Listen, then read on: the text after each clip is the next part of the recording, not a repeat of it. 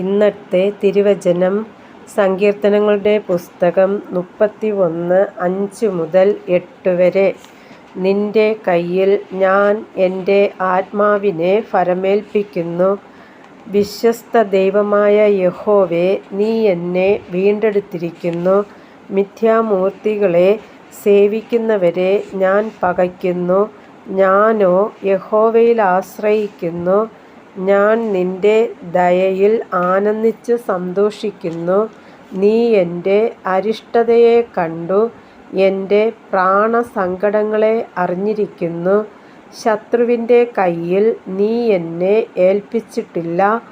എൻ്റെ കാലുകളെ നീ വിശാലസ്ഥലത്ത് നിർത്തിയിരിക്കുന്നു. കർത്താവായ യേശുവേ, അങ്ങയുടെ നാമം വാഴ്ത്തപ്പെടുമാറാകട്ടെ. ആമേൻ.